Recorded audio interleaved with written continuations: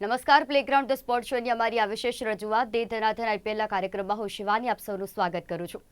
IPL 2025 જેટલી રોમાંચક તેની શરૂઆત થઈ તેટલો જ રોમાંચક તેનો અંત આવ્યો અને જે રીતે આપણને દરેક મેચ વિશે આજે આપણે વાત કરી હતી, એટલે કે આ કાર્યક્રમ ખાસ સવારનો કાર્યક્રમ આપણે જે દરેક મેચો વિશે આપણે ઉલ્લેખ કર્યો, જે મેચ રમાતી હતી, કેવા પ્રકારના સમીકરણો રચાતા હતા, તમામ વિશે આપણે વાત કરતા હતા.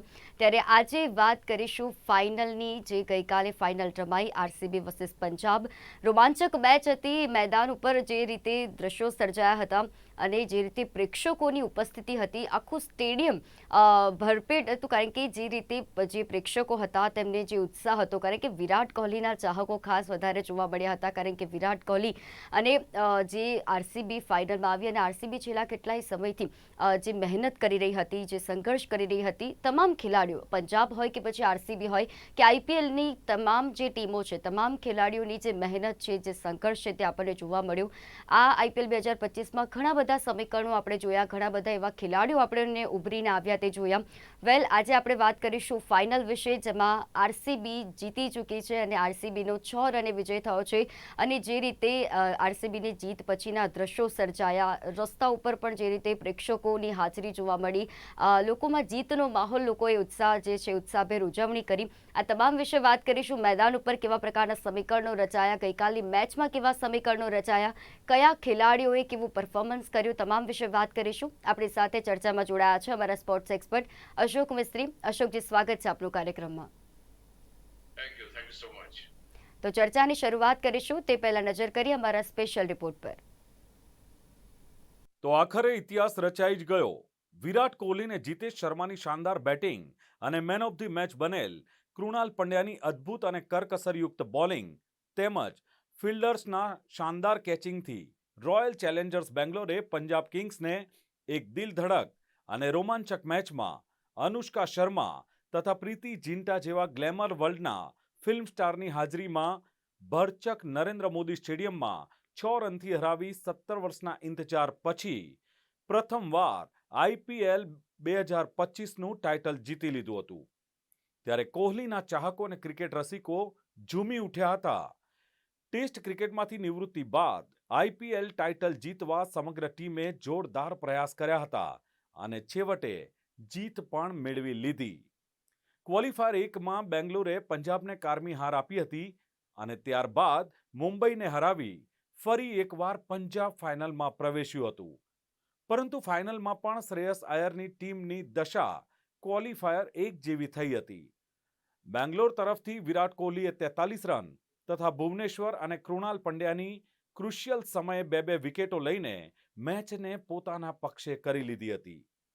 બેંગ્લોરના 9 વિકેટે 190ના સ્કોર સામે પંજાબની સમગ્ર ટીમ 7 વિકેટે 184 રન જ બનાવી શકી અને 6 રનથી વિજય મેળવ્યો હતો.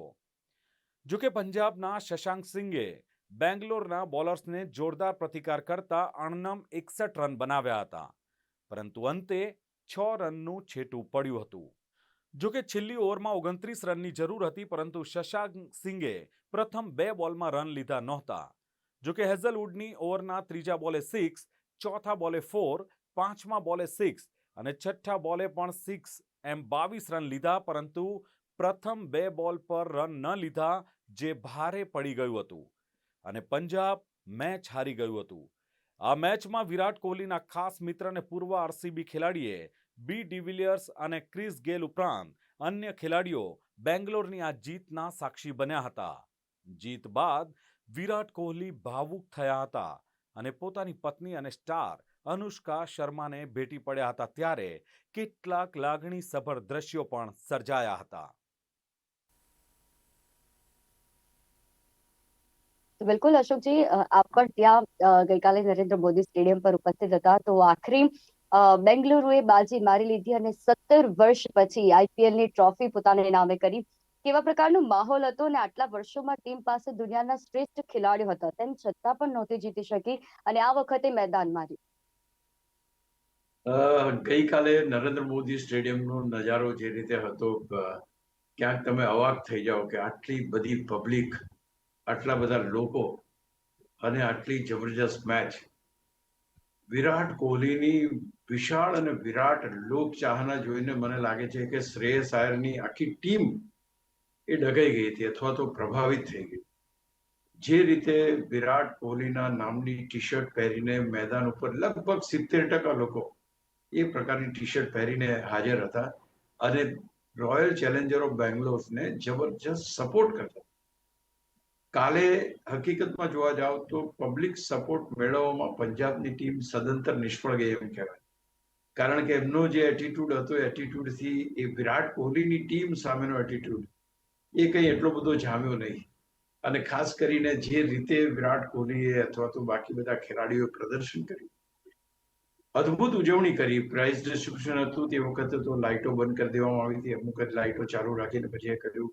તો છતાં પણ કોઈ એક પણ પ્રેક્ષક મેચ પત્યા પછી ત્યાંથી જવા તૈયાર નહોતો. બધું પતી ગયું, પૂર્ણ થયું, ત્યાર પછી લાઇટો કરવામાં આવી અને વિજેતા ટીમે સમગ્ર મેદાનનું જ્યારે રાઉન્ડ માર્યું ત્યાર પછી પબ્લિક નીકળવાની શરૂ થઈ. 2:30 વાગે તો અમે ઘરે આવ્યા છે. તમે અંદાજો લગાવી શકો છો કે કેટલો ક્રાઉડ હશે, કેટલી ભીડ હશે અને કેટલો માનવ પ્રવાહ, અસ્ખલિત માનવ પ્રવાહ જેમ કહેવાય કે એક મેદાનની બહાર નીકળતો કાલે જોયો.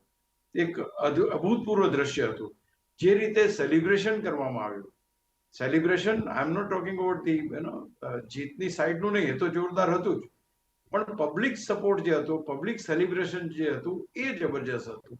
આરસીબીના નામના નારા લાગે, વિરાટ કોહલીના નામે નારા લાગે.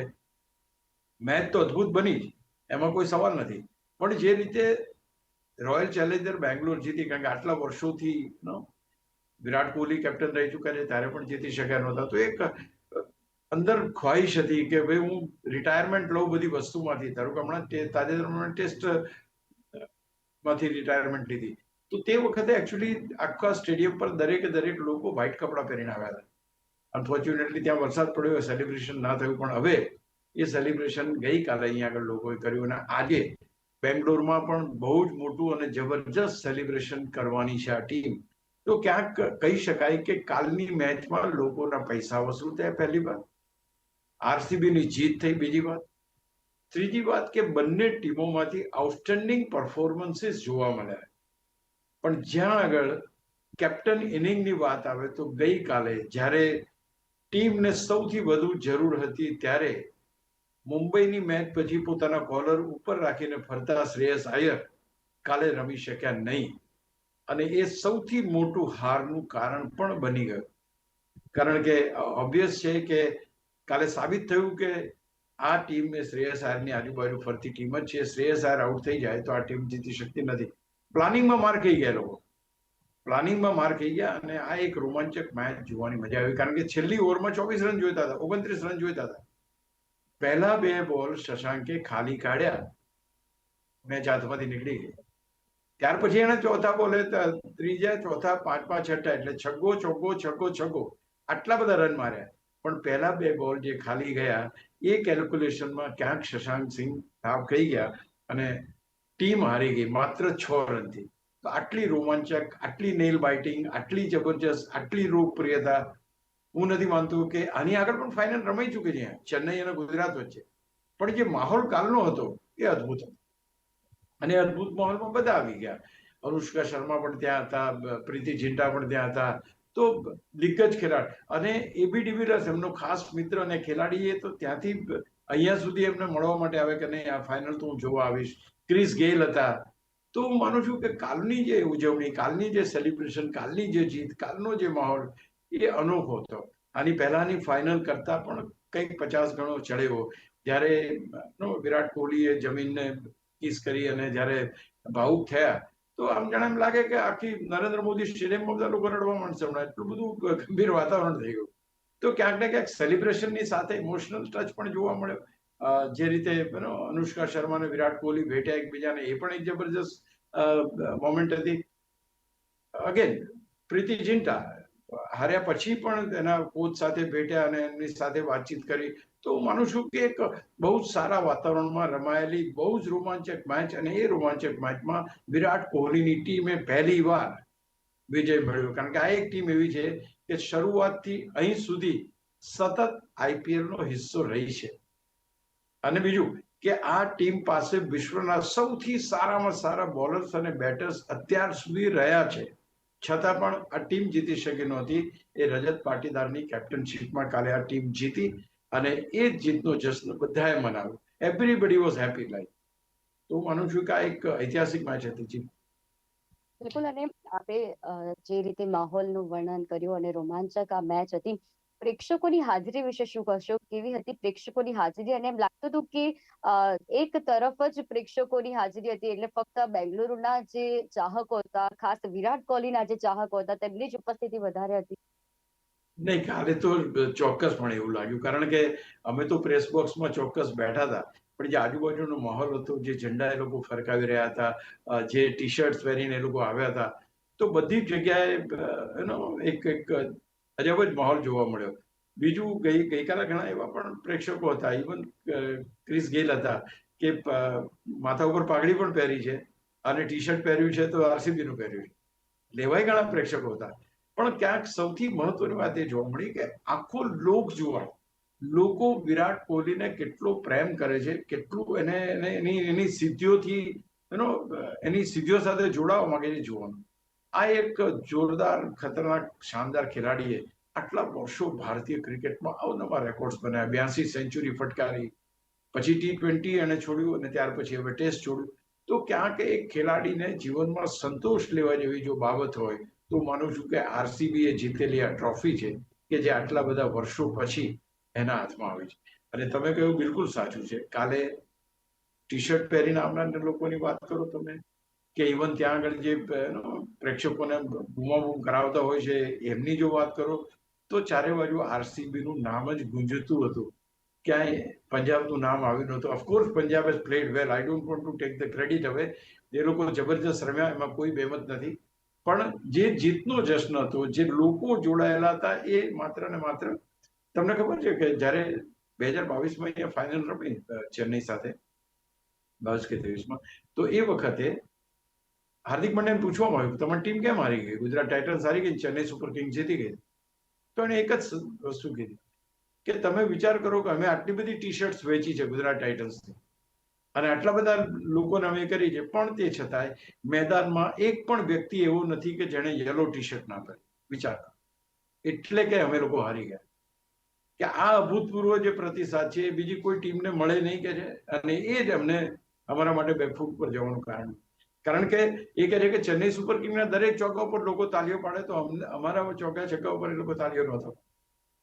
તો આ છે લોકપ્રિયતા. એ લોકપ્રિયતામાં મેં આગળ પણ વાત કરી છે કે 3 જ વ્યક્તિઓ આટલા લોકપ્રિય છે. એક રોહિત શર્મા છે, બીજા મહેન્દ્રસિંહ ધોની, અને ત્રીજા વિરાટ કોહલી. આ એક યુગ છે. આ યુગ પત્યા પછી તમારે આવા લોકપ્રિય માણસો શોધવા પડશે. બીજા 5 વર્ષ લાગશે તમારે આવતા. તો ક્યાંક ને ક્યાંક કાલે જે આખું જે લોકો પણ આરસીબી સાથે હતા, ઇવન કોમેન્ટ્રીમાં તમે જો તો પણ આરસીબી ની બોલબાલા હતી, અને ઇવન ત્યાં આગળ બૂમો જે પડાવવામાં આવતી હતી એ પણ આરસીબી ની હતી. પણ ખાસ કરીને આ વિરાટ કોહલી પ્રત્યેનો લોકોનો પ્રેમ એ કાલે અહીંયા જોવા મળ્યો. બિલકુલ અશોકજી. અને હવે મેચની વાત કરીએ તો બેંગલુરુ માટે 190 રનનો જે સ્કોર હતો તે પૂરતો હતો. અને કેવી હતી સામાન્ય ચર્ચા, અને કેવી રહી બેંગલુરુની બેટિંગ? જ્યારે આરસીબી ની બેટિંગ શરૂ થઈ, ધ વે દે સ્ટાર્ટેડ અને શોર્ટની વિકેટ પડી, ત્યારે એમ લાગ્યું કે આ ફાઇનલ મેચની અંદર આ ટીમ, કારણ કે અત્યાર સુધી બન્યું છે, અત્યાર સુધીનો ઇતિહાસ છે કે ફાઇનલમાં આવીને આ ટીમ ફસકી ગઈ છે. રોયલ ચેલેન્જર બેંગ્લોર મહત્વની મેચોમાં રમી શકી નથી. તો આજે બધાને ડર હતો, સોલ્ટ બહુ જલ્દી આઉટ થયા. ત્યાર પછી તમે વિચાર કરો કે કોઈ પણ ખેલાડીએ મોટો સ્કોર નથી કર્યો. હાઈએસ્ટ સ્કોર વિરાટ કોહલીનો 43 રન. ત્યાર પછી તમારી પાસે મયંકનો 24 રન, તો પાટીદારના 26 રન, લિવિંગસ્ટોનના 25 રન, જીતેશના 24 રન. તો આ રીતે બધાના 25 રન જોડતા છેક 190 સુધી ગાડું પહોંચ્યું. એક તબક્કે એવું લાગ્યું કે 170 તો બહુ થઈ ગયા, એથી વધારે નહીં થાય. પણ 190 જ્યારે પહોંચ્યા, ત્યારે હું માનું છું કે જે પ્રેક્ષકો બેઠા હતા, જે આંકડાકીય નિષ્ણાતો બેઠા હતા, અથવા તો જે અમે પ્રેસ બોક્સમાં બેઠેલા હતા, ક્યાંક એમ લાગ્યું કે હા, હવે ફાઇટિંગ ટોટલ આવ્યું છે. 190 નું ટોટલ છે, 10 રન ઓછા ચોક્કસ છે, પણ આની ઉપર થોડી ઘણી લડત કરી શકશે. એટલે હું માનું છું કે આરસીબી ના 190 રન વખતે એમ લાગ્યું થોડું ઘણું કે આ ટીમ જીતી શકે છે, કારણ કે એ ટીમ પાસે એટલી ક્ષમતા છે, એટલું એની પાસે પાવર છે. તો ક્યાંક પણ જે રીતે આપણે પંજાબની બેટિંગને આમાં સાંકળી લઈએ, પંજાબે જે રીતે બેટિંગ કરી, આના પછીનો સવાલ કદાચ હશે, એટલે આપણે પંજાબની બેટિંગને સાંકળવી પડે. પંજાબે પણ જે રીતે બેટિંગ શરૂઆત કરીને સાહેબ, તો બધાએ અત્યારે એટા મૂકી દીધા કે પતી ગયા, મેચ નીકળી ગઈ, પંજાબ જ જીતશે. એ લગભગ છેક સુધી 15 ઓવર સુધી આ પરસેપ્શન રહ્યું. વિનિંગ પર્સન્ટેજ પણ એના વધારે બતાવતા હતા. અને સડનલી જે ફિલ્ડિંગની જેને કહેવાય ને કે એક્સ્ટ્રા ઓર્ડિનરી ફિલ્ડિંગ જે કરવામાં આવી, કોઈ પણ એક પણ કેચ છૂટ્યો નથી. અને એની સાથે સાથે જે કેચ ઝડપ્યા છે, એમાં જે સોલ્ટે જે કેચ કર્યો હેઝલવુડની બોલિંગમાં પ્રિયાંશનો, દેટ વોઝ ફેન્ટાબ્યુલસ. હવામાં બોલ ઉછાળ્યો, ખેલાડી બહાર ગયો, ફરી પાછો અંદર આવ્યો, ઉછાળેલો કેચ લીધો અને એના આઉટ. ત્યાર પછી જે રીતે ભુવનેશ્વર કુમારે કેચ કર્યો, પ્રભ સિમરનનો, એ પણ જોરદાર હતો. ઇંગ્લિશનો જે હતો લિવિંગસ્ટોન ની બોલિંગમાં જે એને કર્યો, કૃણાલની બોલિંગમાં, એ પણ જોરદાર હતો. તો અહીંયા આગળ તમે જે, અને સૌથી મહત્વની ઘટના મેં આગળ કહ્યું કે શ્રેયસ અય્યર, જે મહત્વની મેચમાં શ્રેયસ અય્યર ચાલી ના શક્યો એ આ ફાઇનલ, કારણ કે સ્કોર મોટો નહોતો. ટુ બી વેરી પ્રિસાઇઝ, એ તો 200-250 રનનો સ્કોર અમદાવાદમાં ચેસ થઈ જાય છે, ધેર્સ નથિંગ રોંગ. પણ એ જયારે આઉટ થયો ને, ત્યારે એક ટીમમાં, કારણ કે એ ટીમ હંમેશા શ્રેયસ અય્યરની આજુબાજુ જ ફરતી હતી. એટલે હવે જો કેલ્ક્યુલેશનમાં કેટલી બધી મિસ્ટેક થાય છે. જો શશાંક સિંહ બહુ સરસ રમી રહ્યા, એણે સ્કોર પણ બહુ સારો કર્યો અને 61 રન્સ બનાવ્યા, પણ એનું જે કેલ્ક્યુલેશન છે, કેવું માર ખાઈ ગયું. છેલ્લી ઓવર હતી, મેં હમણાં આગળ વાત કરી, 29 રન જોઈતા હતા.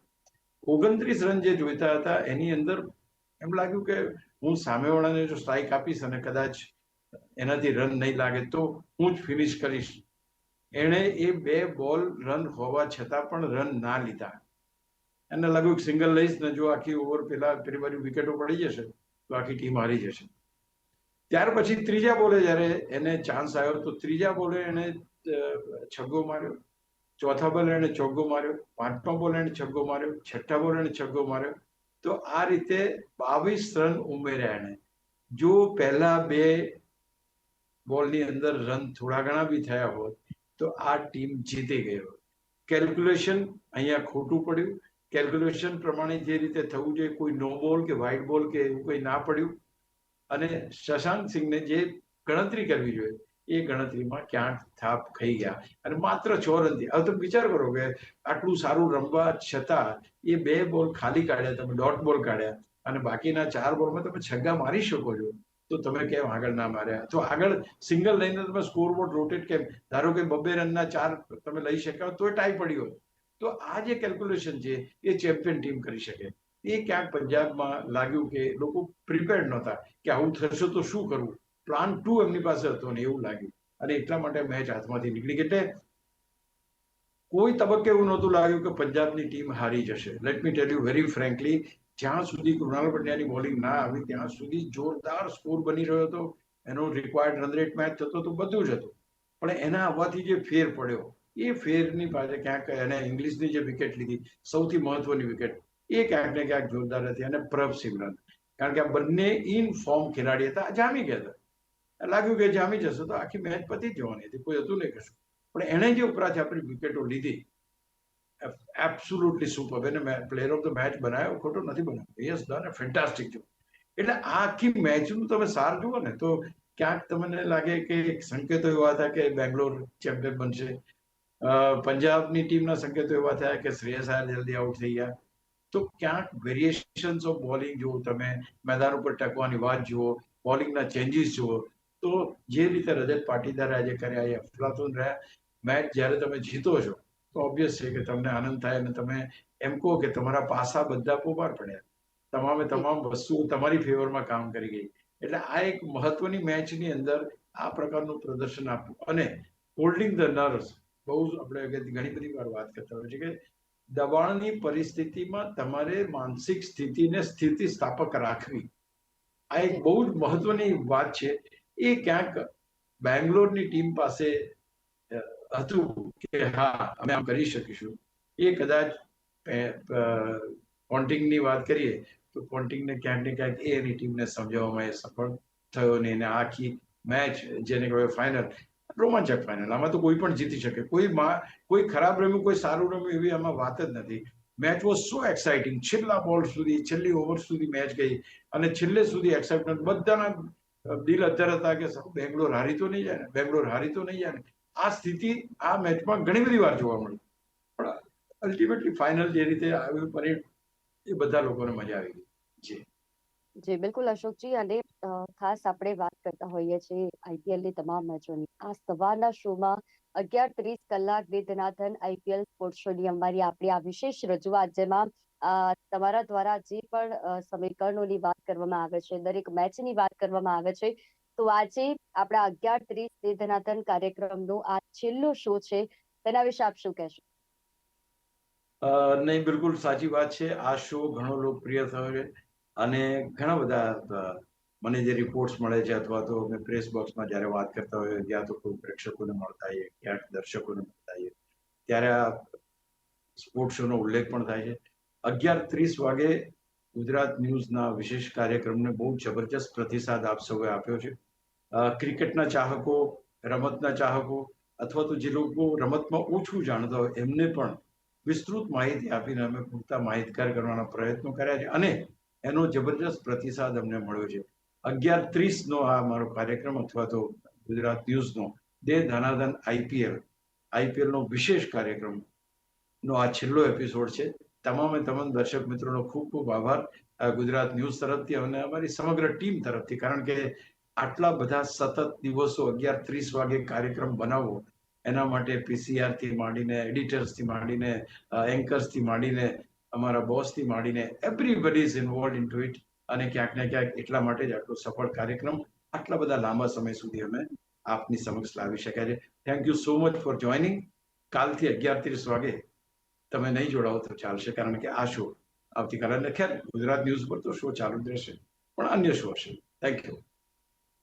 જી બિલકુલ અશોકજી, અને આપનો પણ ખૂબ ખૂબ ધન્યવાદ કે આપ પણ જે રીતે સવારે 11:30 કલાકે અમારી સાથે જોડાઓ છો, અને જે પણ આપની એક્સપર્ટાઇઝથી જે પણ મેચ હોય છે તેના વિશે વાત કરો છો, કેવા સમીકરણો રચાશે તેના વિશે પણ આપણે વાત કરતા હોઈએ છીએ, તો આપ પણ અમારી સાથે જોડાઓ છો, આપણે ટીમ તરીકે કાર્ય કરીએ છીએ. આપનો ખૂબ ખૂબ આભાર.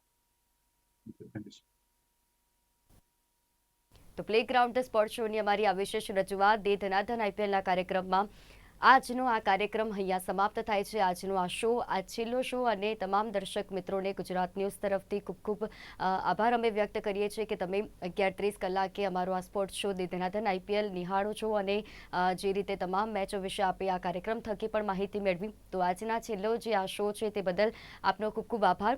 હાલ આ કાર્યક્રમમાં બસ આટલું જ. સાંજે 5:30 કલાકે રૂચે મળતા રહીશું. ત્યાં સુધી મને રજા આપશો. નમસ્કાર.